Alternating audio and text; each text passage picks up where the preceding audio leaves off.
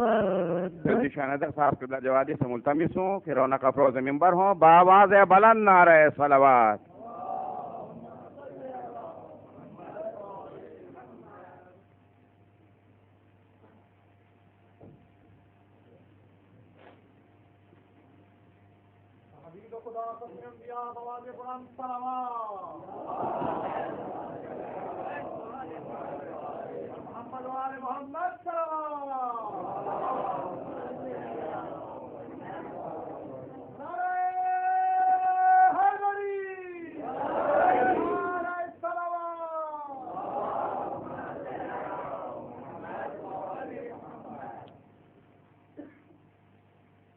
لا حول ولا قوة إلا بالله العلي العظيم. حسبنا الله ونعم الوكيل نعم المولى ونعم النصير.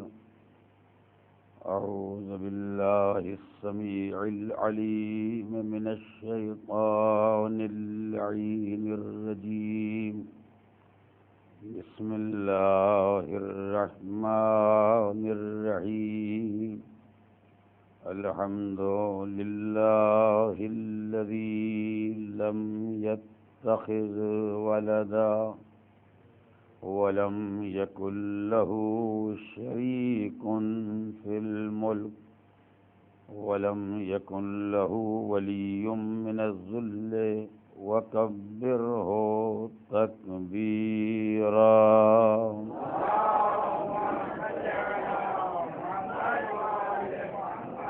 والصلاة والسلام والتحية والإكرام على الرسول النبي الأمي الذي أرسله بالحق بشيرا ونذيرا وداعيا إلى الله بإذنه وسراجا منيرا. سيدنا ومولانا أبي القاسم محمد وعلى أهل بيته الطيبين الطاهرين الغر الميامين المعصومين الذين أذهب الله عنهم الرجس وطهرهم تطهيرا.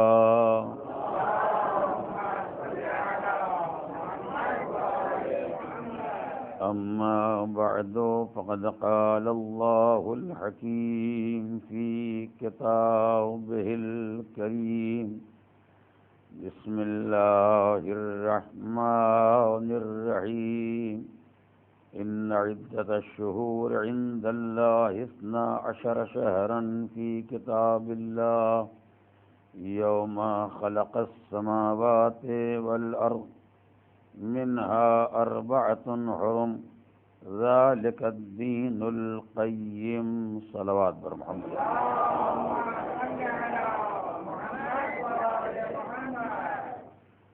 پروردگار کے نزدیک سال کے مہینوں کی تعداد 12 ہے. جس دن مالک نے آسمان و زمین کو پیدا کیا اسی دن یہ طے کر دیا کہ سال کے 12 مہینے ہوں گے. یہ سارے مہینے بنائے ہوئے تو ہمارے ہی ہیں مگر سب ایک جیسے نہیں ہیں. منہا 4 حرم، انہی میں سے 4 مہینے وہ ہیں جو محترم ہیں. ذالک الدین القیم، یہی پروردگار کا مستحکم دین ہے جو ہر انسان کو پہچاننا چاہیے. اس سلسلے میں بہت سی تفصیلات اس کے پہلے آپ کے سامنے پیش کی جا چکی ہیں. پھر اس مناسبت کی بنیاد پر کہ اس ماہ ذی القعدہ کی عظمت کو پہچان لیا جائے، پروردگار عالم نے اس مہینے کو 2 طرح کی شرافتیں عنایت فرمائی ہیں. ایک شرافت یہ ہے کہ اس کا شمار اشہر حرم میں ہوتا ہے، یعنی ان 4 محترم مہینوں میں یہ مہینہ شامل ہے جن میں پروردگار عالم نے جنگ و جدال اور جہاد کو حرام قرار دیا ہے۔ اربعۃ حرم، ایک مہینہ رجب کا ہے اور 3 مہینے یہ مسلسل ہیں، ماہ ذی القعدہ، ماہ ذی الحجہ اور ماہ محرم۔ اور چونکہ یہ 3 مہینے جو اللہ نے مسلسل محترم بنائے ہیں، جن میں جہاد نہیں ہو سکتا، جدال و قتال کا کوئی امکان نہیں ہے، ان 3 مہینوں کا آغاز ماہ ذی القعدہ سے ہوتا ہے۔ اس کا مطلب یہ ہے کہ اب تک مسلمان کے لیے اٹھنے کے امکانات تھے، اب تک مسلمان جہاد کے لیے کھڑا ہو سکتا تھا، لیکن اب وہ زمانہ آ گیا جب مسلمان کو بیٹھ جانا چاہیے۔ اسی بیٹھ جانے کی بنیاد پر اس کا نام ہو گیا ذی القعدہ۔ جب مسلمان کے قیام کا دور ختم ہو گیا، اب یہ مسلمان کے قوت کا بیٹھ جانے کا زمانہ آیا ہے۔ ایک بات جو اس موضوع سے متعلق نہیں ہے لیکن بہرحال معلومات کے لیے اسے بھی آپ ذہن میں رکھیں گے، انسانی زندگی میں جو کیفیتیں ہوتی ہیں، ایک کیفیت ہے جس کو ہمارے یہاں کہتے ہیں فلاں آدمی کھڑا ہے، ایک کیفیت ہے کہ آدمی بیٹھا ہوا ہے۔ تو کھڑا ہونا بھی ایک کیفیت ہے، بیٹھ جانا بھی ایک کیفیت ہے، مگر اس کی 2 قسمیں ہیں۔ کبھی ایسا ہوتا ہے کہ آدمی کو اس حالت میں دیکھتے ہیں جب آدمی کھڑا ہے، یا اس حالت میں دیکھتے ہیں جب آدمی بیٹھا ہے۔ اس کے لیے عربی زبان میں الفاظ الگ ہیں۔ اور کبھی آدمی کھڑا ہوتا ہے اس وقت جب بیٹھے سے اٹھتا ہے، اور کبھی بیٹھتا ہے اس وقت جب کھڑے ہونے کے بعد بیٹھتا ہے۔ اردو زبان میں شاید اتنے الفاظ نہیں پائے جاتے، مگر عربی زبان میں ان سب کے حسابات الگ ہیں۔ اگر کسی آدمی کی اس حالت کو دیکھا جائے کہ آدمی کھڑا ہے، تو اس کو عام طور سے کہا جاتا ہے وقوف۔ یہ آدمی واقف ہے، یعنی یہ آدمی کھڑا ہے۔ اب یہ بیٹھا تھا، اس کے بعد کھڑا ہو گیا، یا اسی کیفیت میں دنیا میں آیا، اس سے کوئی تعلق نہیں۔ یہ آدمی اس حالت میں ہے جس کا نام ہے حالت وقوف۔ اور اگر ایک آدمی کو آپ نے بیٹھا ہوا دیکھا، تو اس کیفیت کا نام ہے جلوس۔ اردو والا جلوس نہیں، ہاں عربی والا جلوس جو بیٹھنے کے معنی ہیں۔ جب بیٹھ جائے تو عربی کا جلوس ہے، جب چلنے لگے تو اردو کا جلوس ہے۔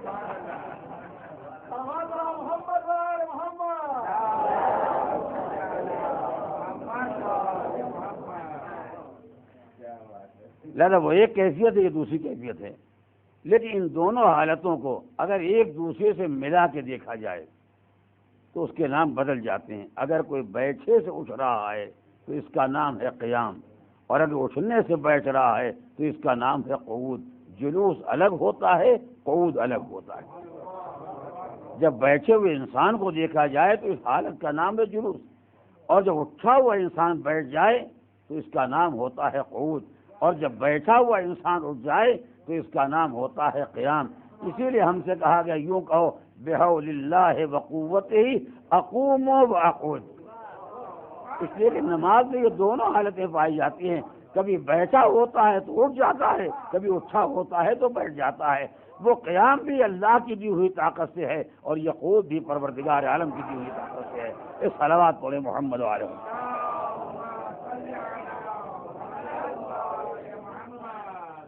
اسی لیے اسلامی اصطلاح کی بنیاد پر جب مسلمان جہاد کے لیے اٹھتا ہے تو اس کا نام ہوتا ہے قیام، اور جب جہاد رک جاتا ہے، مسلمان بیٹھ جاتا ہے، تو اس کا نام ہوتا ہے قعود۔ اسی لیے اس مہینے کو کہا گیا ذی القعدہ، یعنی ابھی تک مسلمان قیام کی منزل میں تھا۔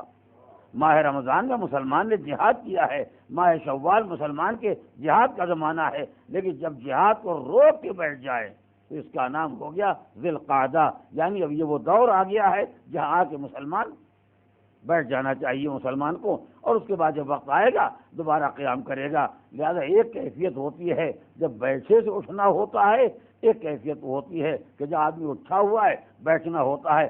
اور پروردگار یہ نہیں چاہتا ہے کہ مقام بندگی میں مسلمان عادتوں کا پابند ہو جائے، نہ اتنا اٹھا رہے کہ جذباتی ہو جائے، نہ اتنا بیٹھا رہے کہ کاہل ہو جائے۔ لہذا کبھی بیٹھے ہوئے مسلمان کو اٹھایا جاتا ہے، کبھی اٹھے ہوئے مسلمان کو دکھایا جاتا ہے، ورنہ اگر 12 مہینے آزاد چھوڑ دیا گیا تم جنگ کرتے رہو تو مسلمان بندہ نہ رہے گا، جنگجو ہو جائے گا۔ اور اگر 12 مہینے مسلمان کو بچھا دیا جائے تو بزدل ہو جائے گا، سست ہو جائے گا، کمزور ہو جائے گا، حوصلہ جہاد ختم ہو جائے گا۔ اسی لیے کبھی اٹھے ہوئے مسلمان کو بچھا دیا جاتا ہے تاکہ جذبات شجاعت کو کنٹرول کر سکے، کبھی بیٹھے ہوئے مسلمان کو اٹھا دیا جاتا ہے تاکہ سستی اور کمزوری نہ پیدا ہونے پائے، حوصلہ جہاد اپنے مقام پر برقرار رہے۔ یہ دونوں باتیں بندگی کی آزمائش کے لیے تو بہترین ہیں، مگر یہ دونوں حالات کو جو شبہات پیدا کراتے ہیں، توجہ کریں، جب بیٹھے ہوئے انسان کو 3 مہینے بیٹھے دیکھ لیا اور ایک بتاؤ کھڑا ہوا تو لوگوں کو شبہ پیدا ہوتا ہے یہ ابھی تک کیوں بیٹھے تھے؟ اگر بیٹھنا ہی ٹھیک تھا تو اٹھے کیوں؟ اگر بیٹھنا ہی صلح پسندی کی علامت ہے، امن و امان کی علامت ہے، تو اچھا خاصا امن پسند آدمی لڑنے مرنے کے لیے کیوں تیار ہو گیا؟ ایک اعتراض وہاں پیدا ہوتا ہے جب بیٹھا ہوا آدمی اٹھ جاتا ہے، اور جب برابر میدان میں رہا جب وہ بیٹھ جاتا ہے، کل تک تو آپ لڑ رہے تھے، کیا ایک بارگی کمزور ہو گئے، آپ بیٹھ ہو گئے؟ توجہ کریں، تو انسان کی تربیت کے لیے ضروری ہے کبھی بیٹھے ہوئے کو اٹھا دیا جائے، کبھی اٹھے ہوئے انسان کو بچھا دیا جائے۔ یہ ذہنی تربیت کے لیے ضروری ہے، مگر یہ وہ تربیت ہے جس سے 2 شبہات بہرحال پیدا ہوں گے۔ جب کبھی بیٹھا ہوا مسلمان اٹھے گا تو جو بزدل ہیں وہ اعتراض کریں گے، اور جب کبھی اٹھا ہوا مسلمان بیٹھے گا تو جو مزاجن جنگجو ہیں وہ اعتراض کریں گے۔ تو چونکہ دونوں حالات پر اعتراض کے امکانات پائے جاتے ہیں، اسے ضرورت تھی کہ پیغمبر اس نقطے کو واضح کر دیں یہ دونوں امام ہیں، چاہے اٹھ جائیں چاہے بیٹھ جائیں، نہ اٹھنے پر اعتراض ہو سکتا ہے نہ بیٹھنے پر اعتراض ہو سکتا ہے۔ ایک سوالات بولے محمد علیہ۔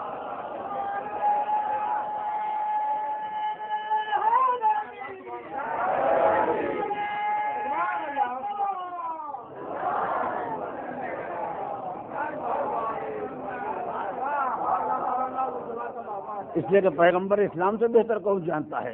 جب بیٹھا ہوا انسان اٹھے گا لوگ کہیں گے ابھی تک تو بیٹھے ہوئے تھے، اب آپ کو اٹھنے کی کیا ضرورت ہے؟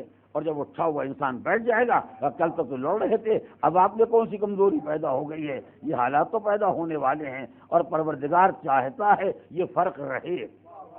اس لیے کہ ذہنی تربیت کے لیے یکسانیت سے کوئی کام نہیں ہونے والا۔ اگر انسان کی زندگی یکساں طور پر گزر جائے تو زندگی روٹین کی پابند ہو جائے گی، زندگی میں بندگی کا انداز نہیں پیدا ہوگا۔ اس لیے میں نے اس کے پہلے بھی عرض کیا تھا کہ 30 دن روزہ رکھوانے کے بعد جب واقعہ دھیرے دھیرے مسلمان بھوک پیاس کا عادی ہو گیا اور اب روزہ مسلمان کے لیے آسان ہو گیا تو ایک بارگی کا کل تک واجب تھا آج حرام۔ ہمارے کل تک مسلمان کے لیے روزہ واجب تھا، اب جو بیچارے کے لیے 1 مہینے کی مشق کے بعد ذرا مسئلہ آسان ہوا ہے تو آج روزہ حرام ہو گیا، تاکہ ایسا نہ ہو جائے کہ روزہ مسلمان کی عادت بن جائے، مسلمان کی زندگی کی کوئی تمرین کوئی مشق بن جائے۔ ایسا نہیں ہے، وہ جذبہ بندگی برقرار رہے اور یہ حوصلہ رہے کہ خدا جتنی دیر تک کہے کہ بھوکے رہو پیاسے رہو، بندہ بھوکا پیاسا رہے، اور جس دن روک دے اسی دن رک جائے۔ اور اسی مناسبت سے ایک بات گزارش کرنا چاہتا ہوں، اسی ماہ ذی القعدہ میں، ماہ ذی القعدہ کی 25ویں تاریخ کا امتیاز یہ ہے کہ تاریخ سرزمین کا یہ پہلا دن ہے جس دن پروردگار عالم نے فرش زمین کو بچھایا یا زمین کو بنایا۔ میں اس کے پہلے بھی عرض کر چکا ہوں، اس تاریخ کا نام ہی روز دحو الارض، جس دن پروردگار عالم نے زمین کو بنایا ہے، یا اردو زبان میں زمین کا فرش بچھایا ہے۔ حالانکہ زمین نہ کوئی فرش ہے نہ کوئی قالین ہے، زمین پر فرش بچھایا جاتا ہے۔ لیکن بہرحال جس دن مالک نے زمین کو پیدا کیا، یعنی کرۂ آفتاب سے اس زمین کو الگ کیا، یا جو بھی صورتحال تھی، اس تاریخ کا انطباق ہوتا ہے ماہ ذی القعدہ کی 25 تاریخ پر ہماری اسلامی روایات کی بنا پر۔ تو ماہ ذی القعدہ کی 25 تاریخ ہے روز دحو الارض، جس دن پروردگار عالم نے اس زمین کو بنایا یا اس زمین کو فضائے بسیط کے حوالے کر دیا، اور اب یہ زمین یوں ہی چلتی رہے گی، گردش کرتی رہے گی، جس کے جو طریقہ معین ہو گیا ہے اسی مدار پر یہ کائنات چلتی رہے گی۔ یہ ماہ ذی القعدہ کی 25 تاریخ ہے، اور اس تاریخ کو جو اعمال ہیں ان کے علاوہ روزہ رکھنے کو بہترین عمل قرار دیا گیا ہے۔ آپ کو یقیناً یاد ہوگا، میں نے اس کے پہلے عرض کیا، سال میں 4 دن ایسے ہیں کہ جن کے روزے کو سارے سال کے روزوں سے بہتر قرار دیا گیا۔ 4 تاریخیں ہیں جن کا روزہ تمام سال کے روزے سے اشرف اور بہتر قرار دیا گیا، جن میں ایک تاریخ اسی ماہ ذی القعدہ میں آتی ہے جو ایک 8-10 دن کے بعد آنے والی ہے۔ ماہ ذی القعدہ کی 25 تاریخ اور اس کے بعد دوسری تاریخ ماہ ربیع الاول کی 17 جو روز ولادت پیغمبر اسلام ہے، اس کے بعد ماہ رجب کی 27 جو روز بعثت پیغمبر ہے، اور اس کے بعد ماہ ذی الحجہ کی 18 تاریخ جو روز غدیر ہے۔ یہ ساری باتیں آپ کے ذہن میں ہیں۔ میں اپنے موضوع کی مناسبت سے ایک لفظ گزارش کرنا چاہتا تھا، لہٰذا اس بات کو دوہرایا کہ جن حضرات کے سامنے مسئلہ نہیں ہے انہیں مسئلہ بھی معلوم ہو جائے۔ تو ماہ ذی القعدہ کی 25ویں تاریخ جو تاریخ زمین کی پہلی تاریخ ہے، کہ اگر یہ تاریخ نہ آئی ہوتی اور پروردگار عالم نے زمین کو نہ بنایا ہوتا تو ہم کسی فضا میں معلق ہونے کے لائق نہیں تھے، ہمارا وجود نہ ہوتا۔ ہمارا وجود ہے تو اسی زمین پر، ہمارے عہدے ہیں تو اسی زمین پر۔ انی جاعل فی الارض خلیفہ، یہی زمین ہے۔ انی خالق بشرا من طین، بشر بنا ہے تو اسی مٹی سے، اور بشر کو خلافت ملی ہے تو اسی زمین پر۔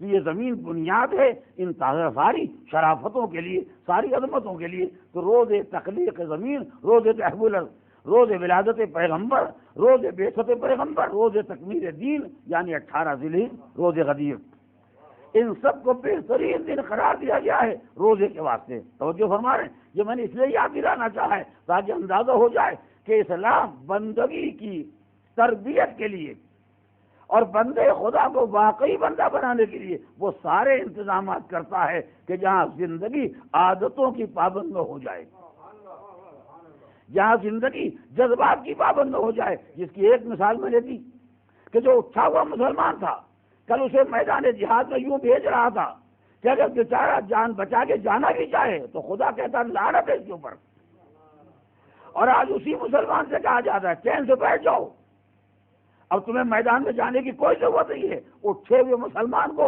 دکھا دیا اور کبھی بیٹھے ہوئے مسلمان کو اٹھا دیا۔ یہ ہے تربیت بندگی۔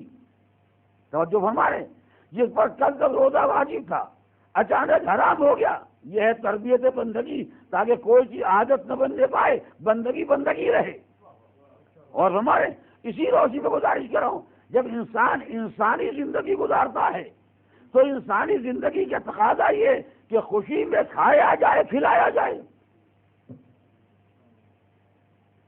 اب تفصیلات کو دہرانے کی ضرورت نہیں ہے، خوشی کا مطلب ہی ہوتا ہے جس میں آدمی کچھ کھائے اور لوگوں کو کھلائے۔ جب کسی کے یہاں کوئی خوشی ہو تو کیا ہوتا ہے؟ فلاں کی شادی ہے، ولیمہ ہوگا، فلاں کا بچہ پاس ہو گیا، مٹھائی بٹے گی، کچھ نہ کچھ تو ہوگا۔ یعنی مسرت کے اظہار کا کوئی طریقہ انسانی زندگی میں سوائے کھانے کھلانے کے نہیں ہے۔ جب ساری دنیا نے اظہار مسرت کو کھانے کھلانے میں محدود کر دیا، توجہ فرمائیں گے، جب ساری دنیا نے اپنی خوشی کو کھانے کھلانے میں محدود کر دیا تو اسلام نے اسی زمین پر قدم رکھا کہ اگر مسلمان کو اسی حال کو چھوڑ دیا جائے گا تو مسلمان جذبات کا بندہ ہو جائے گا۔ جب غم کا وقت آئے گا کہے گا آج تو مصیبت کا پہاڑ ٹوٹ پڑا، لوگ کھلانا چاہیں گے نہ کھائے گا، اور جب خوشی کا موقع آئے گا تو خود کھائے گا، کھلائے گا، لوگ تقاضا کریں گے خوشی ہے لہذا کھلاؤ۔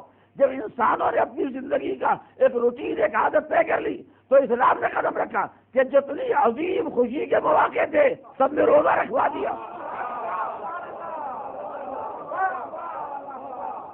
تمہاری زمین بنائی گئی بہترین خوشی کا وقت ہے مگر روزہ رکھو۔ تمہارا پیغمبر دنیا میں آیا بہترین مسرت کی تاریخ ہے مگر روزہ رکھو۔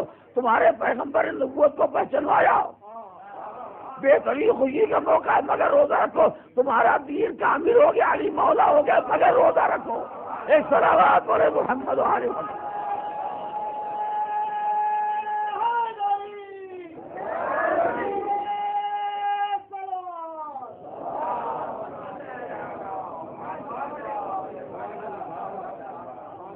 تمام عظیم مسرت کے مواقع جتنے تھے اور اس سے ہٹ کے لیے اگر آپ دیکھیں گے تو آپ کو معلوم ہو جائے گی یہ 4 تاریخیں تو کسی خاص مناسبت سے ان 4 کا انتخاب ہوا ہے، جس کو میں دہرانا نہیں چاہتا، پہلے عرض کر چکا ہوں۔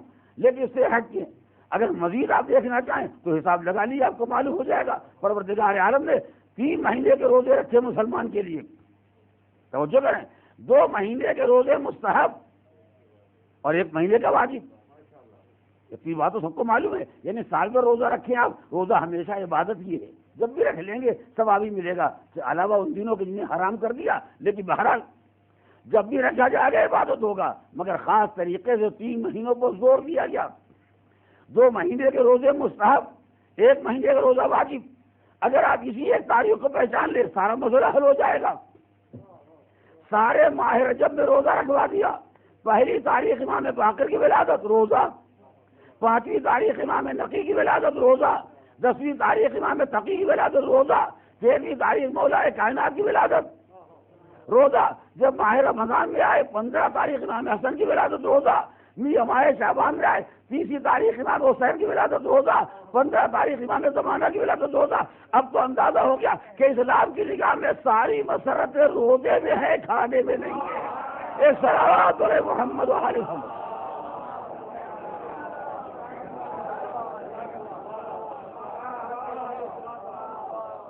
اور یہ اسلامی تربیت کا ایک حصہ ہے، یہ اسلام کی طرف سے مسلمان کی ذہنی تربیت کا ایک حصہ ہے۔ اور یہ لوگ میں اس لیے دہرا رہا ہوں کہ جب کہ آپ تجربہ کر لیے، جو لوگ ان مسائل کو نہیں جانتے ہیں ان کے سامنے خالی مسئلہ بیان کر دیے، انشاءاللہ آپ ہی کو اسلام سے خارج کر دیں گے۔ بھلا بتائیے، یہ نیا کوئی مذہب لے کے آئے ہیں، 30 شعبان اتنی بڑی خوشی اور ہم روزہ رکھیں، 13 رجب اتنی بڑی مسرت ہم روزہ رکھیں، 15 شعبان کو اتنا گھر میں حلوہ بنا ہوا ہے ہم روزہ رکھے بیٹھے ہوئے ہیں۔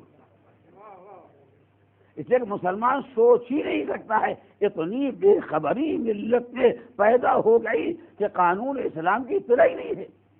ہر انسان اپنی زندگی کو انہی عادتوں پر چلانا چاہتا جن پر چل رہی تھی، اور اسلام بیچ بیچ عادتوں کو اسی لیے چوک دیتا ہے کہ اگر بندہ عادتوں کا بندہ ہو گیا تو کبھی ٹھیک عادتیں ہوں گی، کبھی یہی عادتیں کہیں اور لے جا کر ڈبو دیں گی، لہذا بندہ بندگی کا بندہ رہے۔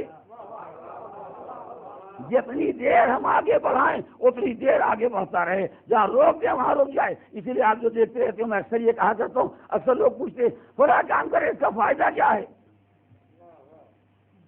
بلکہ بعض اوقات تو مسائل یوں پوچھے جاتے ہیں کہ مثلا شب قدر میں کہا جاتا 1000 نہ پڑھو، اور یہ کہا جاتا 100 رکعت نماز پڑھو، اتنے سورے پڑھ ڈالو، فلاں چیز پڑھو، یہ پڑھو، ان میں زیادہ ثواب کس میں ہے؟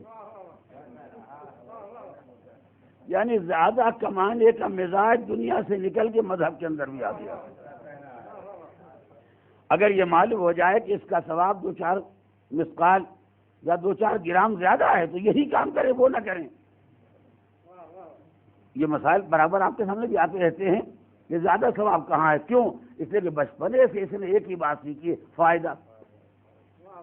تو پہلے یہ بتائیے کہ فائدہ کیا ہے، جو فائدہ معلوم ہو جائے تو زیادہ فائدہ کہاں ہے، اس سے زیادہ کہاں ہے۔ اور میں بار بار یہی گزارش کرتا ہوں، اگر آپ بندے خدا ہیں تو آپ یہ یاد رکھیے کہ اتنی ہی دیر بندگی محفوظ رہتی ہے جب تک فائدہ نہیں معلوم ہوتا۔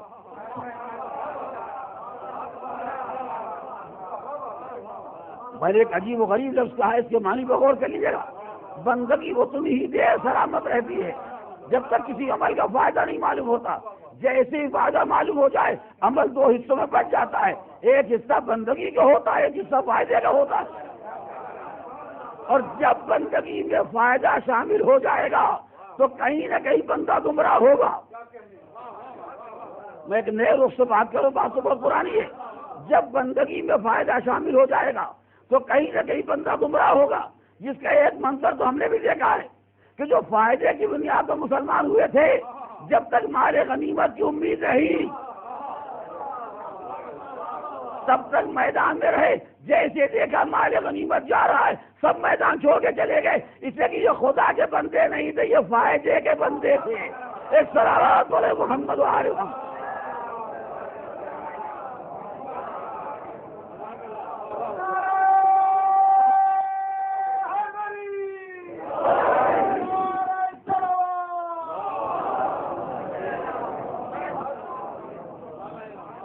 عزیزان محترم، جب زندگی میں فائدہ شامل ہو جاتا ہے، جب انسان کے ذہن پر فائدہ مسلط ہو جاتا ہے تو بندہ فائدے کا بندہ ہو جاتا ہے، خدا کا بندہ نہیں رہ جاتا ہے۔ اسی لیے آپ روزانہ جو دیکھا کرتے ہیں یہ فائدے کی بندگی ہی کے نتائج ہیں کہ جب اسلام کچھ دینا چاہتا ہے تو سب تیار ہیں لینے کے واسطے، جب اسلام اس میں تو کچھ واپس دینا چاہتا ہے سب ترکیبیں سوچ رہے ہیں بچنے کی۔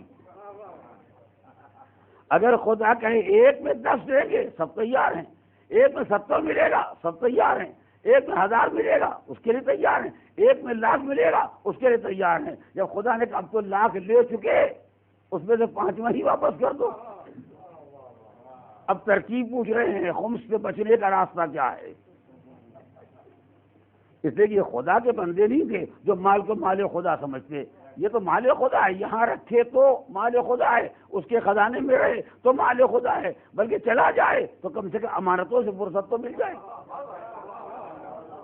امانت داری کی زحمت تو کم ہو جائے، مگر کون یہ سوچنے والا ہے؟ اس لیے کہ سب فائدے کے بندے ہو گئے۔ جو فائدے کا بندہ انسان اپنے کو بنا لیتا ہے تو اس کا آخری حشر ہی ہوتا ہے کہ جو فائدہ نہیں سامنے آتا ہے تو انسان کی زندگی کا انداز بدل جاتا ہے۔ میں نے ایک لفظ کہا ہے، دوسرا آپ خود سمجھ جائیں گے، جب فائدے کے امکانات ختم ہو جاتے ہیں تو انسان میدان چھوڑ دیتا ہے۔ دیکھ لیا آپ نے، خود قرآن مجید دیکھا، جب مال غنیمت کا امکان ختم ہو گیا تو لوگ میدان چھوڑ کے چلے گئے، اس لیے کہ اب دیکھا میدان احد میں ملنے والا کچھ نہیں تھا، مگر جو بندے خدا تھا اس سے کہا کہ آپ کیوں نہ چلے گئے،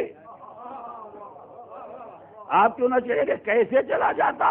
میں کوئی مال غنیمت کا بندہ ہوں، میں خدا کا بندہ ہوں۔ توجہ کیا؟ تو جب میدان میں فائدہ نہ رہ گیا تو میدان چھوڑ دیا، بلکہ کبھی اس سے بالا تو ہوتا ہے اگر فائدہ کہیں اور دکھائی دیا تو ادھر چلے گئے، چاہے سب کچھ چھوڑ دینا پڑے، ورنہ مسلمان کی نگاہ میں پیغمبر سے زیادہ قیمتی کون سا وجود ہے؟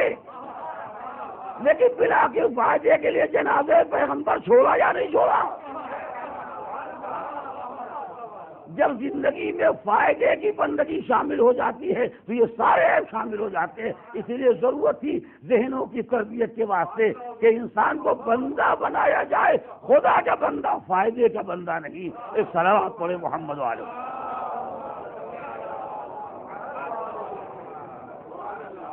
خیر، بات دور نہ جانے پائے، میں یہ گزارش کر رہا تھا کہ ماہ ذی القعدہ کا ایک شرف یہ ہے کہ یہ ذی القعدہ ہے، یعنی یہ ان 4 محترم مہینوں میں شامل ہے جن مہینوں میں پروردگار عالم نے جدال و قتال کو حرام قرار دے دیا ہے، اور اس کے تفصیلات کے یہ وقت نہیں ہے۔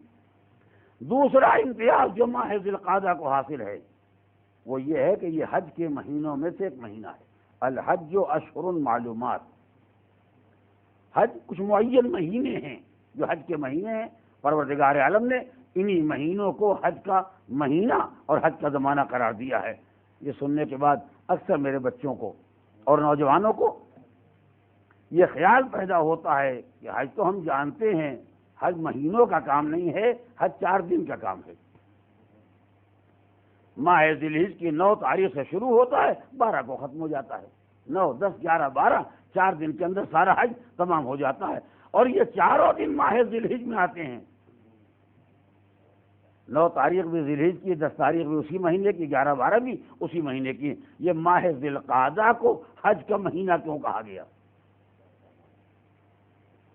حج کے 3 مہینے، شوال بھی اسی میں شامل ہے اور یہ ذی القعدہ بھی شامل ہے، اور ذی الحجہ جو آنے والا ہے وہ بھی شامل ہے۔ یہ تینوں مہینے وہ ہیں جن کو پروردگار عالم نے حج کا مہینہ قرار دیا ہے، کیونکہ ان مجالس کا تعلق عام طور سے حج بیت اللہ سے ہے، لہذا میں چاہتا ہوں ضمناً یہ مسائل بھی آپ کے سامنے آتے رہیں۔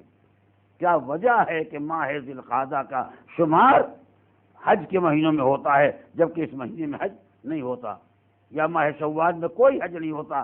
ورنہ کوئی مسلمان سوچے شاید خدا نے یہ بھی ایک آسانی پیدا کر دی کہ ذی الحجہ کے مہینے میں اکٹھا سارے مسلمان 10-20 لاکھ آ جائیں گے تو بڑی بھیڑ ہو جائے گی، مکانات کا کرایہ بڑھ جائے گا، ٹرانسپورٹ کا خرچہ بڑھ جائے گا، زحمت ہو جائے گی، تو خدا نے 3 مہینوں کی گنجائش پیدا کر دی ہے۔ کچھ جا کے شوال میں حج کر لیں، کچھ ذی القعدہ میں چلے جائیں، جو بچ جائیں وہ ذی الحجہ میں چلے جائیں۔ اس لیے خدا نے پہلے کہہ دیا حج کے 3 مہینے ہیں، اشہر معلومات نہیں عزیزو، ایسا نہیں ہے۔ بات فقط یہ ہے کہ پروردگار عالم نے وہ عمل جس کا نام ہے حج بیت اللہ، اس عمل کو پروردگار نے دو حصوں سے مرکب بنایا ہے، یعنی دو عمل ہیں جو ملتے ہیں تو ان کا نام ہوتا ہے حج بیت اللہ۔ ایک حصے کا نام ہے عمرہ اور ایک حصے کا نام ہے حج۔ کیونکہ اکثر حضرات وہ ہیں جو الحمدللہ شرف کو حاصل کر چکے ہیں، آپ کے لیے زیادہ وضاحت کی ضرورت نہیں ہے، لیکن بہرحال یاد دہانی کے لیے ایک حصے کا نام ہے عمرہ اور ایک حصے کا نام ہے حج، اور جب دونوں مل جائیں تو پھر اس کا نام ہوتا ہے حج۔ جیسے یہ آپ کا ابو ظبی ہے، یہ ایک شہر بھی ہے اور ملک بھی ہے۔ آپ سے پوچھا کہ آپ کس شہر میں رہتے ہیں تو آپ علین تو نہیں بتائیں گے، یہی کہیں کہ ابو ظبی میں رہتے ہیں، اور جب پوچھا کہ کس ملک میں رہتے ہیں تو یہی شہر کا نام بھی ہے اور یہی ملک کا نام بھی ہے، یعنی ایک حصے کا نام بھی ہے اور کل کا نام بھی ہے۔ ملک کے ایک حصے کا نام بھی ابو ظبی ہے اور سارے ملک کا نام بھی ابو ظبی ہے۔ ایسے ہی آپ سمجھ لیں کہ حج ایک حصے کا نام بھی ہے اور پورے مجموعے کا نام بھی، جب حج عمرہ سب مل جائے تو اس کا نام بھی حج ہی ہوتا ہے۔ حج کرنے والے دو طرح کے ہیں، کچھ وہ ہیں جو مکے اور مکے کے اطراف کے رہنے والے ہیں، کچھ وہ ہیں جو باہر سے آنے والے ہیں۔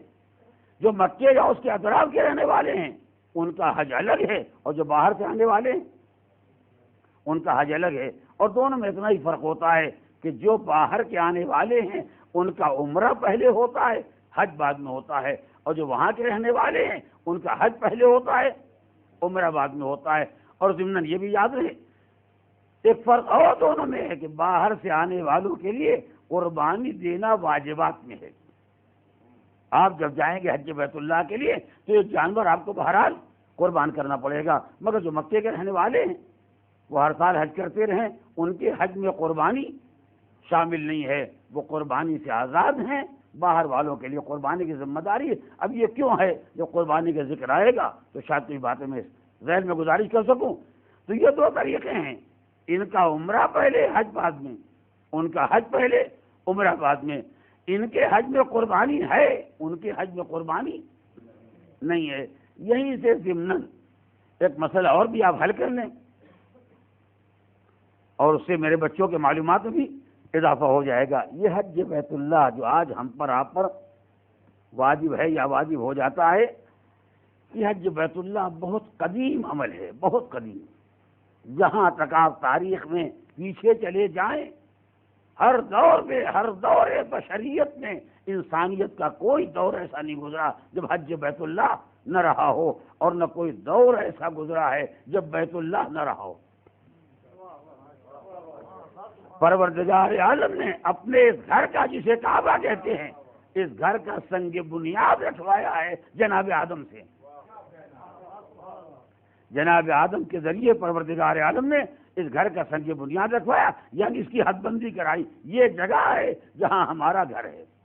عمارت بن جائے تو گھر ہے، عمارت نہ بنے یہ گھر ہے، اس لیے کہ یہ تمہارا گھر ہوتا ہے۔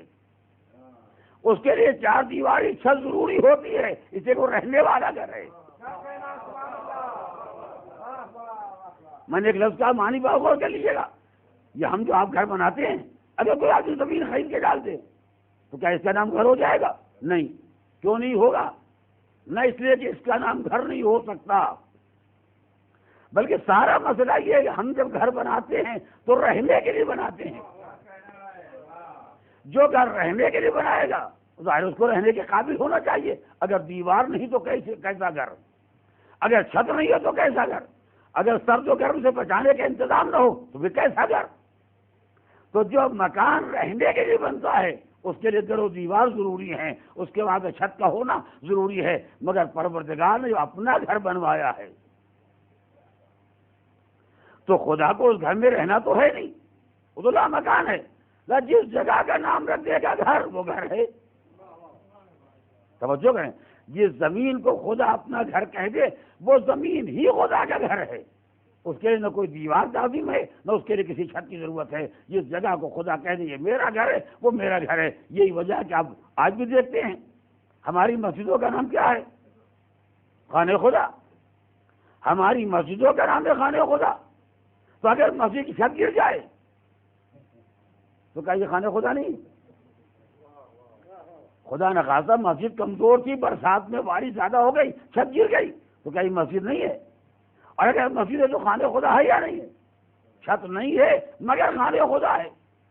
چلیے خدا نہ خاصا دیوار بھی گر گئی، یہ مسجد ہے یا نہیں ہے؟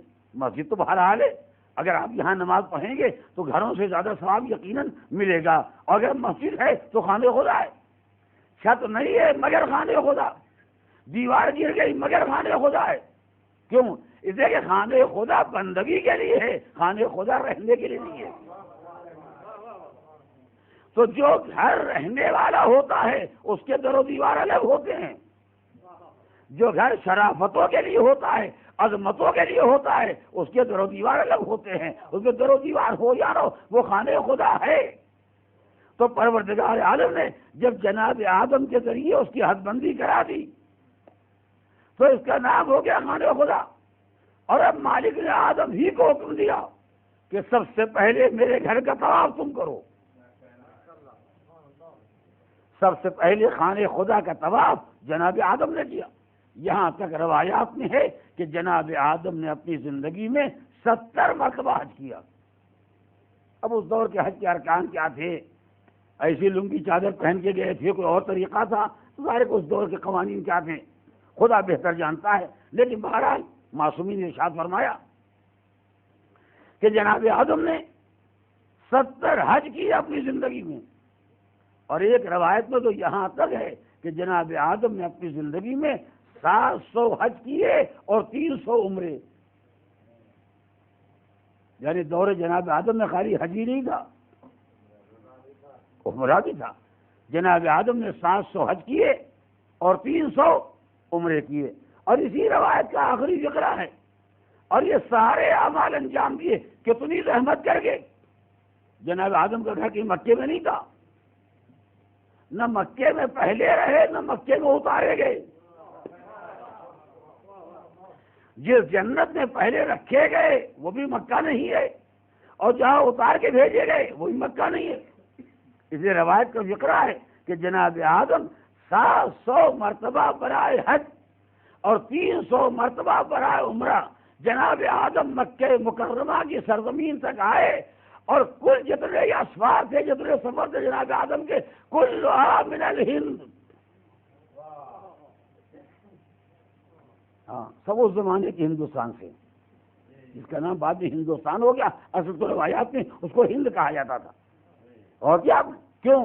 اس لیے جب جناب آدم وہاں سے زمین پر بھیجے گئے تو یہ مشہور معروف بات روایات میں ہے کہ جناب آدم کو پروردگار عالم نے اتارا سرندیپ کی پہاڑی پر. سرندیپ کا ہے یہ سری لنکا ہی تو ہے. آج آپ کی نظر میں کوئی اہمیت اس کی نہیں ہے، ورنہ آدمیت کا آغاز ہی وہیں سے ہوا ہے.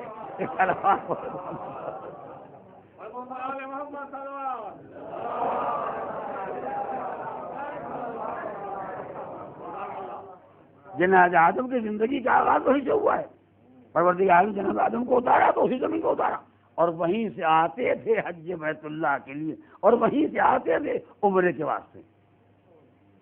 اب ظاہر ہے میں نے عرض کیا کہ یہ سارے مسائل آج کی شریعت سے طے نہیں ہو سکتے کہ کوئی کہے اس کا مطلب یہ ہے کہ کم سے کم 1000 سال تو ان کو زندہ رہنا چاہیے تاکہ ہر سال آئیں. ہو سکتا ہے اس زمانے میں حج کے بعد ذی الحج کی قید نہ رہی ہو. آج اسلام کا یہ قانون ہے کہ حج ذی الحج کے مہینے میں ہوگا. ہو سکتا ہے اس زمانے میں پابندی نہ رہی ہو، جیسے آج عمرے میں پابندی نہیں ہے. ابھی آپ گئے حج کے واسطے، چلیے 4 دن حج کے گزر گئے، جیسے اعمال ختم ہو گئے، صبح کو گئے پلٹ کے ایک عمرہ، شام کو گئے دوسرا عمرہ، دوپہر میں تیسرا عمرہ، آدھی رات کو چوتھا عمرہ. اب آپ کا اس کا مطلب آدمی 4 سال چکر لگائے تو 4 عمرے ہوں گے، تو ایک ہی دن میں ہو گیا. اب اس دور میں قانون حج کیا تھا، قانون عمرہ کیا تھا، کتنے اعمال کے نام حج رکھا گیا تھا، کتنے اعمال کا نام عمرہ رکھا گیا تھا، یہ تو کوئی اس دور کو جانتا ہو تو بتائے. اس لیے کہ وہ دور تو قبل شریعت ہے. اب یہ بھی ایک لفظ کہہ دیا، اس کے معنی بچے دریافت کریں گے، یہ بھی قبل شریعت ہے. اس لیے پروردگار نے مکمل شریعت کا نظام جناب نوح کے زمانے سے شروع کیا ہے. شرع لکم من الدین ما وصی بہ نوحا، شریعتوں کا آغاز جناب نوح کے دور سے ہوا ہے. تو ابھی تو دور شریعت ہی نہیں آیا تھا. خدا نے آدم کے لیے کیا قانون بنایا وہ جناب آدم جانتے ہوں گے، لیکن بہرحال 1000 طواف جناب آدم نے کیے اسی خانے خدا کے. یہ ساری باتیں اس لیے جو گزارش کر رہا ہوں کہ آپ کے ذہنوں میں اگر یہ باتیں پڑی رہیں تو آج کل جو ایک نیا احمقانہ تصور پیدا ہو گیا ہے کہ بیت کے معنی اس گھر کے ہیں جس میں دیوار بھی ہو، چھت بھی ہو، دروازہ بھی ہو، اس میں رات بھی گزاری جائے۔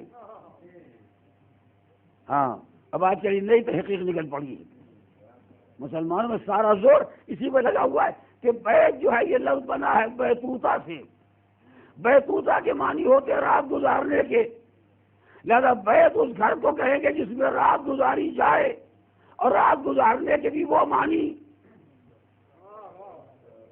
جو مسلمان کے ذوق کے مطابق ہیں۔ اب آگے تو آپ سمجھ ہی رہے ہیں۔ لہذا جب بیت وہ گھر ہو گیا جو رہنے کے لائق ہو، رات گزارنے کے لائق ہو، اس میں رات گزاری جائے اور وہ ایسے رات گزاری جائے جیسے گزاری جاتی ہے، تو اس کا مطلب یہ ہے کہ بیت نبی وہ ہوگا جس میں نبی رات گزاریں اور اہل بیت نبی وہ ہوں گے جو نبی کے ساتھ رات گزاریں، لا سوائے ازواج کے اور اہل بیت میں کون ہوگا؟ سنا آپ نے کتنی دور سے یہ تحقیق لے کے آئے۔ ایک صاحب مجھے سمجھا رہے تھے، ارے آپ تو عربی پڑھے ہوئے ہیں، آپ تو جانتے ہیں بیت نکلا بیتوتا کے۔ میں نے کہا جانتا ہوں، بیتوتا کے معنی رات گزارنے کے ہوتے ہیں۔ میں نے کہا مجھے معلوم ہے کہ رات گزارنے کا مطلب تو آپ جانتے ہی ہوں گے۔ ہم نے کہا ہم جانتے ہیں کہ اس کا مطلب یہ ہے کہ اہل بیت پیغمبر ازواج ہیں۔ یہ آپ نے بیٹی داماد نواسوں کو کیسے شامل کر دیا؟ ہم نے کہا بالکل صحیح کہتے ہیں، یہ سب آپ کو معلوم ہے، مجھ کو معلوم ہے، خالی پروردگار کو نہیں معلوم تھا۔ اگر یہ عربی زبان پروردگار کو معلوم ہوتی تو کم سے کم کعبے کا نام بیت تو نہ رکھتا۔ ایک صلوات پڑھے محمد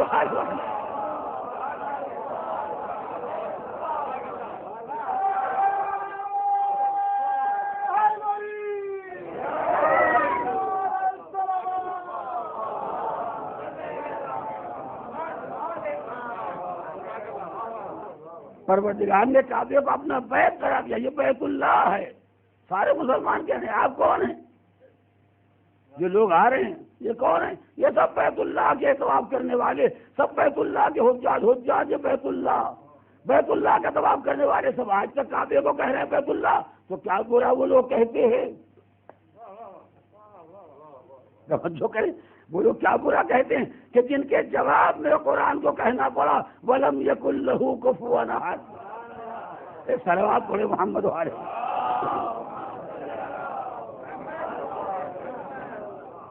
اگر ایسے لوگ نہ ہوتے جو پروردگار کے عالم کے بارے میں بھی یہ سوچ رہے تھے تو اس کی بھی کوئی زوجہ ہو گیا کہ یہ کہاں تک کوئی زندگی گزارے گا۔ اگر ایسا تصور نہ ہوتا تو قرآن مجید کا سورہ لم یلد ولم یولد پر ختم ہو جاتا۔ توجہ کریں، ایسے لوگ تھے جو خدا کے واسطے بھی ازواج ڈھونڈ رہے تھے، شاید وہی ہوں گے جو بیت کے معنی جانتے تھے۔ اور کیا آپ نے؟ اور اگر بات کو آگے بڑھائیں گستاخی نہ ہو جائے تو نہ جانے کتنے معنی پیدا ہو جائیں گے۔ شاید بیت ہی کو بیت بنانے کے لیے شب جمعہ اترنا پڑتا ہے۔ ایک کلمات پڑھ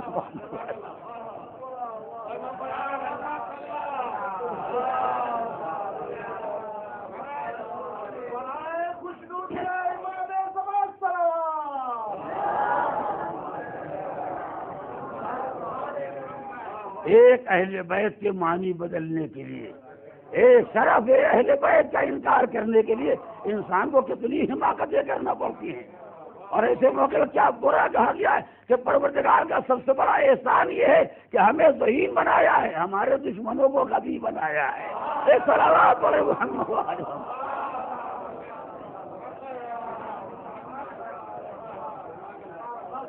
تو میں یہ گزارش کر رہا تھا کہ جو جناب آدم نے بنایا وہ بھی بیت اللہ تھا۔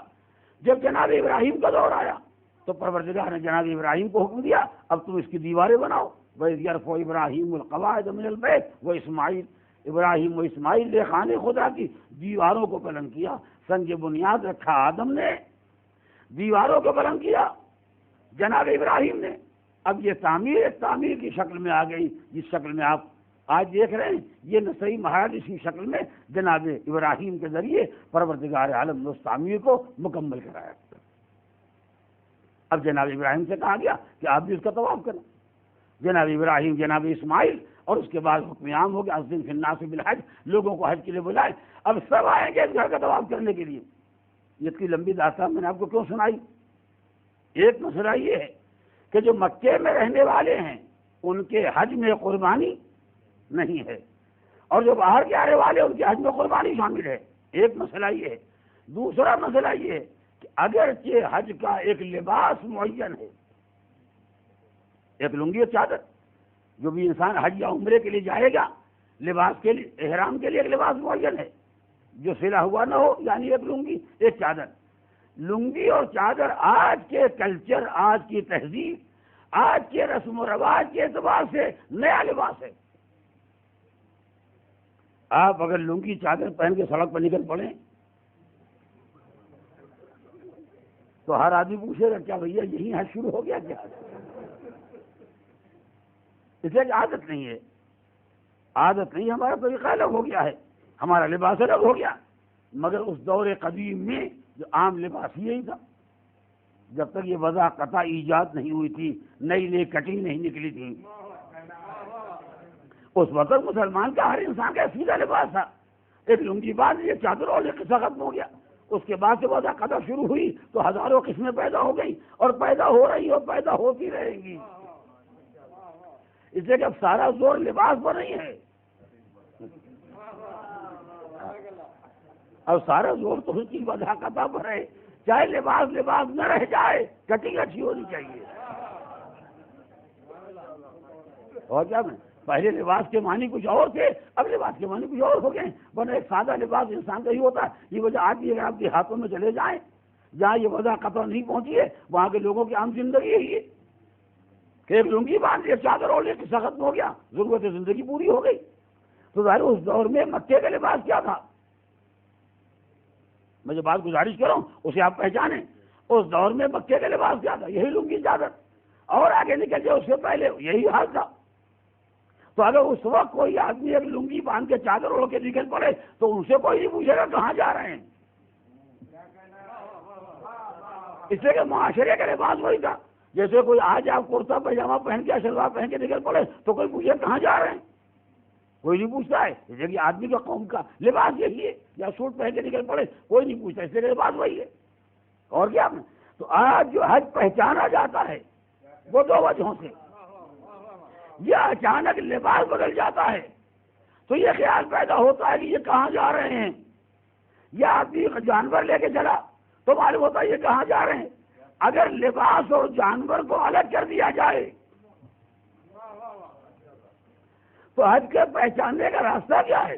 طواف تو روزانہ ہوتا ہی رہتا ہے، باقی اعمال تو روزانہ ہوتے ہی رہتے ہیں، نماز تو مسجد الحرام میں لوگ پڑھتے ہی رہتے ہیں. اگر آپ اس نقطے کو محسوس کر لیں تو اس روایت کے معنی پہچانیں جن میں معصوم نے فرمایا کہ پیغمبر اسلام نے مسلمانوں پر حج واجب بنانے کے بعد، یعنی مدینے آ کے جب حج کے واجب ہونے کا اعلان سرکار دو عالم نے خدا کی طرف سے کر دیا، اس اعلان کے بعد پیغمبر کا پہلا اور آخری حج وہ تھا جس میں حضور سن 10 میں گئے تھے. سن 10 ہجری میں جب پیغمبر گئے ہیں مسلمانوں کا قافلہ لے کے، جس کی واپسی میں میدان غدیر میں ٹھہرے، وہ پیغمبر کی حیات کا پہلا حج بھی تھا اور پیغمبر کی زندگی کا آخری حج بھی تھا. مگر مسلمانوں پر حج واجب ہونے کے بعد مسلمانوں کے ساتھ، اور اس کا امتیاز یہ ہے کہ نبی مدینے سے آئے ہیں. میری بات ظاہر ہو، اس کا امتیاز ہے پیغمبر مدینے سے آئے ہیں تو جو مدینے سے آیا ہے اسے قربانی تو بھارا دینا ہے. جو مدینے سے آیا ہے قافلہ لے کے آیا ہے اس کے حج کا انداز ہی الگ ہوگا. اسی لیے امام نے فرمایا کہ پیغمبر اسلام نے اپنی مکی زندگی میں اگرچہ مسلمانوں پر حج واجب نہیں کیا تھا خدا نے، مگر پیغمبر اسلام برابر حج بیت اللہ کیا کرتے تھے. سمجھو گئے؟ پیغمبر اپنی مکی زندگی ہے برابر حج بیت اللہ کیا کرتے تھے. اب کوئی پوچھے پیغمبر حج کیا کسی نے دیکھا ہی نہیں تو دیکھے گا کیا؟ کوئی نیا لباس نہیں پہنا جو لوگ دیکھیں، شہر کی گلیوں میں چکر نہیں لگانے جو لوگ دیکھیں. آدمی اپنے گھر سے نکلا عرفات کے میدان چلا گیا، وہاں کون دیکھنے جائے گا؟ وہاں سے مزدلفہ جا کے رات گزار دی، وہاں کون دیکھنے جائے گا؟ وہاں سے مینا چلے گئے، وہاں کون دیکھنے جائے گا؟ وہاں سے مکی آ گئے، طواف کرتے سب نے دیکھا، مگر وہ تو سبھی کر رہے تھے۔ توجہ ہے، یہ وہ ہمارے جن کا دیکھنے والا کوئی نہیں ہے، ان کے لیے تو ایک ہی بات کہی جا سکتی ہے، یہ گھر کا مسئلہ ہے، اسے گھر والے ہی جانتے ہیں۔ ایک صلوات علی محمد و آل محمد۔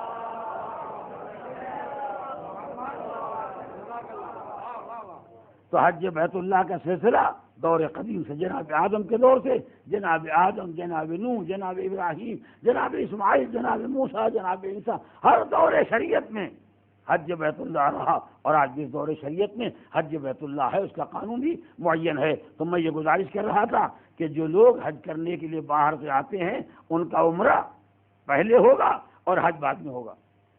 جب یہ قانون طے ہو گیا تو حج کا زمانہ تو معلوم ہو گیا، 9 تاریخ کو شروع ہوگا ماہ ذی الحجہ میں اور 12 کو ختم ہو جائے گا۔ عمرے کا زمانہ کیا ہے؟ جو حج ہی کا ایک حصہ ہے، پروردگار عالم نے اس میں وسعت پیدا کر دی، تاکہ آنے والے مسلمان جب بھی آئیں تو خانے خدا کے قریب جب آئیں تو احرام کے ساتھ آئیں، عمرے کے ارادے سے آئیں، خانے خدا کے طواف کرنے کے لیے آئیں، اس لیے کہ بغیر احرام کے عرض حرم پر تو داخلہ بھی جائز نہیں۔ آپ چاہیں کہ یہاں سے جائیں ابو ظبی سے مثلا جائیں اور جا کے خانے خدا کی زیارت کریں گے، طواف کریں گے، چلے آئیں گے؟ نہیں، آپ بغیر احرام کے سرزمین حرم پر قدم نہیں رکھ سکتے۔ اس سرزمین کا احترام یہ ہے کہ مسلمان بغیر احرام کے اس زمین پر قدم نہیں رکھ سکتا، تاکہ احساس پیدا ہو یہ حرم پروردگار ہے، اس کا احترام الگ ہے، اس کے آداب الگ ہیں، اس کی منزلت الگ ہے، یہ مسلمان میں احساس ہونا چاہیے۔ تو اب جو باہر سے آنے والے انہیں اتنی مہلت دے دی گئی کہ اگر ماہ شوال میں آ گئے جب بھی عمرہ کر سکتے ہیں، اگر ماہ ذی القعدہ میں آ گئے جب بھی عمرہ کر سکتے ہیں، اگر ماہ ذی الحجہ کے آغاز میں آ گئے جب بھی عمرہ کر سکتے ہیں۔ حج سے پہلے جو عمرے کا دور رکھا گیا ہے اس کے لیے پروردگار عالم نے ماہ شوال بھی رکھ دیا اور ماہ ذی القعدہ بھی رکھ دیا۔ جب ان دونوں کو جوڑ لیا گیا اب اعلان الحج اشہر معلومات، حج چند معلوم اور معین مہینوں کا نام ہے، یعنی ایک مہینے کا مسئلہ نہیں ہے، یہ 3 مہینے کا مسئلہ ہے۔ تو جو آپ نے لہذا جو باہر سے آئے گا وہ ماہ شوال میں آیا جب بھی عمرہ تمتع کرے گا، ماہ ذی القعدہ میں آئے گا عمرہ تمتع کرے گا، ماہ ذی الحجہ میں آئے گا عمرہ تمتع کرے گا۔ اور یہ عمرہ تمتع حج کا ایک حصہ ہے۔ یہیں سے ایک مسئلہ اور بھی واضح ہو گیا، جب عمرہ تمتع حج ہی کا ایک حصہ ہے تو چاہے شوال میں آپ کریں حج کا حصہ ہے، چاہے ذی القعدہ میں کریں حج کا ایک حصہ ہے، چاہے ذی الحجہ میں آ کے کریں جب بھی وہ حج کا ایک حصہ ہے۔ لہذا کیونکہ اس حصے کو اصل حج سے جوڑنا ہے، توجہ کریں، اور ان دونوں کو ملا کے ایک حج بنانا ہے، لہذا پروردگار نے کہا تم نے عمرہ کر لیا، کر لو شوال میں، کر لو ذی القعدہ میں، ہم نے اجازت دے دی، مگر شرط یہ کہ باہر نہ جانا،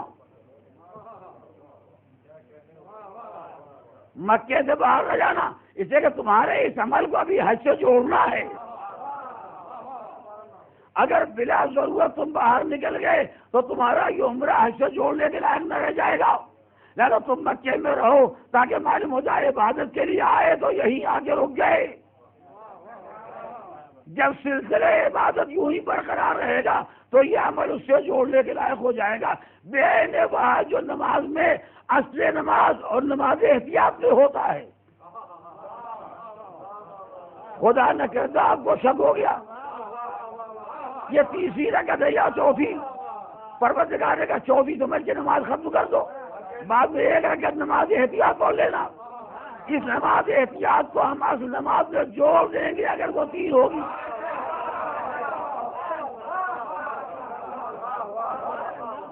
اگر وہ واقعاً 4 تھی تم نے 4 سمجھ کے تمام کیا، اگر واقعاً 4 تھی تو اس 1 نماز کا الگ سے ثواب دے دیں گے، اگر واقعاً 3 تھی تو اس 1 کو جوڑ دیں گے۔ تو چونکہ اس نماز کو اس نماز میں جوڑنا ہے لگا اس کی مہلت نہیں دی گئی کہ وہ 4 سمجھ کے تمام کر دیے پھر 2 گھنٹے کے بعد یہ بھی پڑھ لیجیے گا، ان دونوں کے درمیان کوئی خلل واقع نہ ہونے پائے۔ تو اگر مصلی سے ہٹ گئے تو یہ نماز اس نماز سے جوڑنے کے لائق نہیں، اگر مکے سے ہٹ گئے تو یہ عمرہ اس حج میں جوڑنے کے لائق نہیں۔ ایک صلوات علی محمد علیہ۔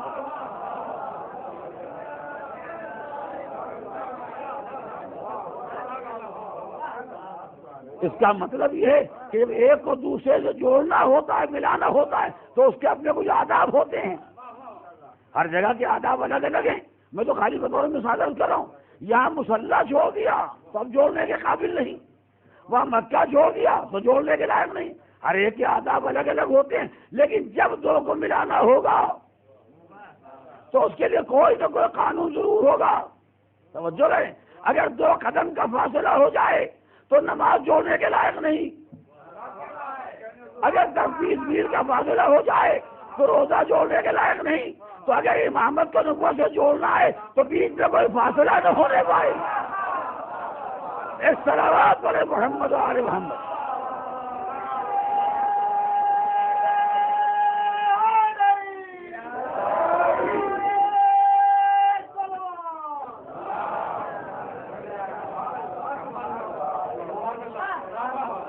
تاکہ یہ کہا جا سکے جو انتظام ہدایت پروردگار نے کیا تھا وہی انتظام ہدایت ہے جو مستمر اور جاری ہے اور سلسلہ قیامت تک باقی رہنے والا ہے۔ ایک تسلسل ہے، الگ الگ سلسلے نہیں ہیں، الگ الگ دین نہیں ہے، الگ الگ کوئی نظام اور قانون نہیں ہے۔ ایک قانون ہے جس کو پیغمبر اسلام لائے تھے، اسی قانون کو قیامت تک چلنا ہے، اسی قانون کا تحفظ ہونا ہے اور اسی کی عملی مثالیں امت کے سامنے پیش کرنا ہے۔ بس اس سے زیادہ اب عرض کرنے کا موقع نہیں ہے، باقی باتیں آئندہ گزارش کروں گا۔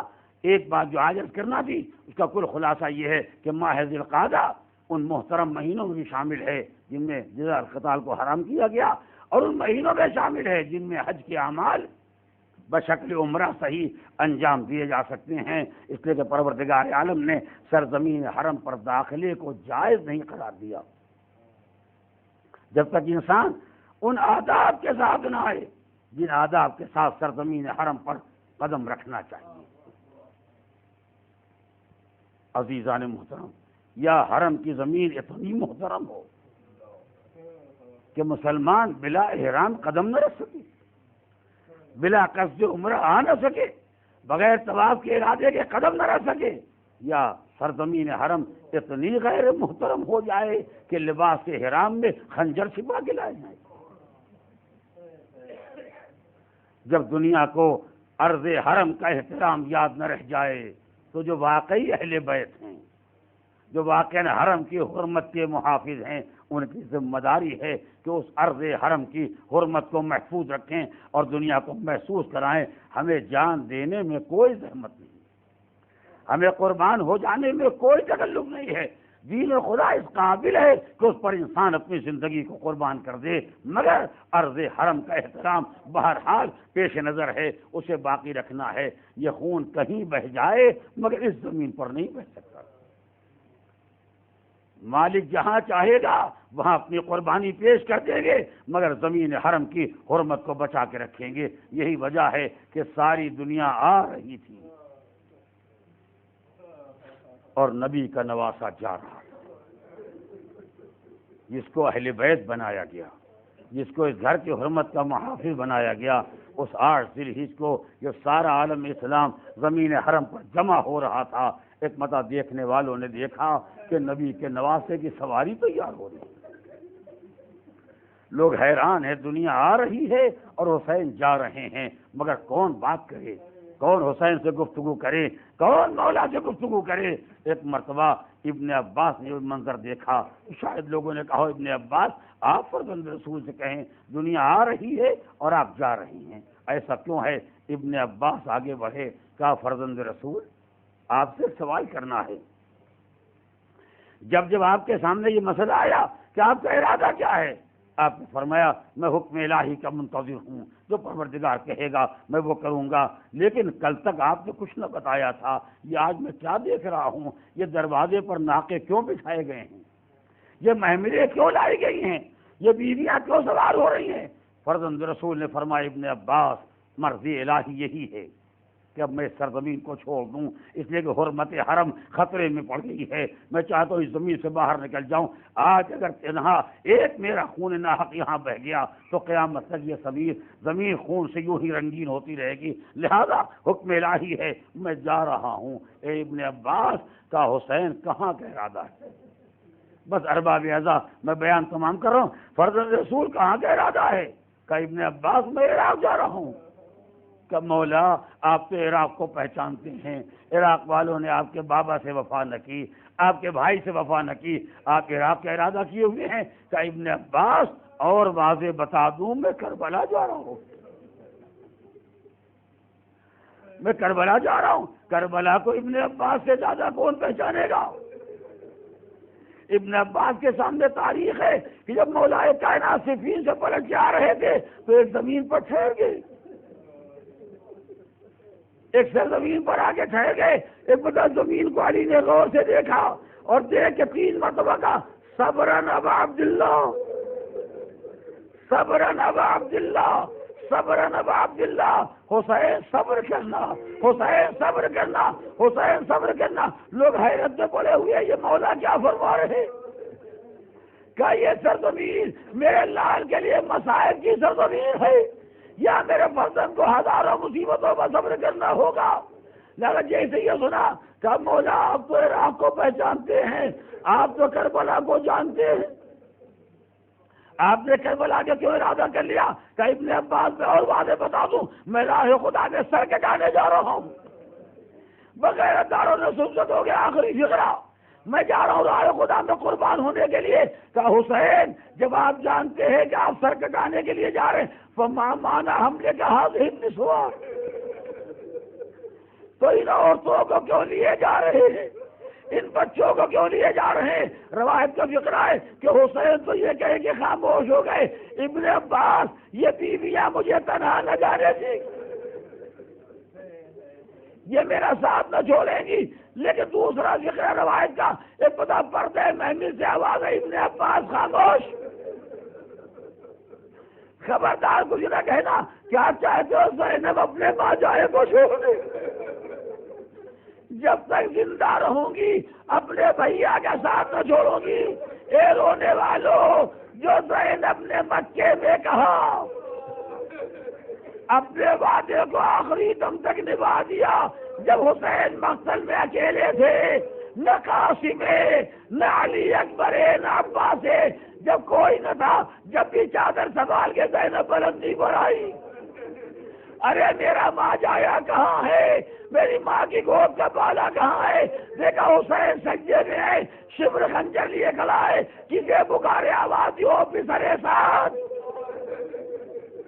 ایوقتل ابو عبداللہ، میرا بھیا ذبح ہو رہا ہے اور تو کھڑا دیکھ رہا ہے۔ حسین کے کانوں میں بہن کی آواز آئی، سر اٹھایا، چاہا کہ بہن کو خیمے میں واپس کرے، طاقت نے ساتھ نہ دیا، گر پڑے، دوبارہ اٹھنے کا ارادہ کیا، بالآخر اشارہ کیا زینب پلٹ جاؤ، ابھی حسین زندہ ہے۔ بھائی کا اشارہ ملا، پلٹ کے چلی، خیمے میں قدم رکھا، کربلا کی زمین ہلنے لگی، آندیاں چلنے لگی، کانوں میں آواز آئی الا قتل الحسین بکربلا الا ذبح سيعلم الذين ظلموا أي منقلب ينقلبون إنا لله وإنا إليه راجعون الہی بحق الزہرا و ابیہا و بعلہا و بنیہا۔ بہرحال جملہ مومنین و مومنات کو اعمال صالحہ کی توفیق عنایت فرما، جو بیمار ہیں بحق بیمار کربلا انہیں شفاء کامل و عاجل عطا فرما، جو مشتاق حج و زیارات ہیں انہیں حج و زیارات سے مشرف فرما، پرچم اسلام کو سربلند فرما، پرچم کفر و شرک و نفاق کو سرنگوں فرما، انقلاب اسلامی کی حفاظت فرما، ظہور امام میں تعجیل فرما، ہمیں ان کے اصحاب و انصار و اعوان میں شمار فرما۔ ایک مومنہ بیمار ہیں، آپ حضرات دعا فرمائیں پروردگار عالم بحق بیمار کربلا انہیں شفاء کامل و عاجل عنایت فرما۔ جملہ ارواح مومنین و مومنات کے لیے بالخصوص وہ مومنین کا آج انتقال ہوا ہے، مرحوم تحسین جعفری اور دیگر مرحومین کے لیے سورہ فاتحہ پڑھیں۔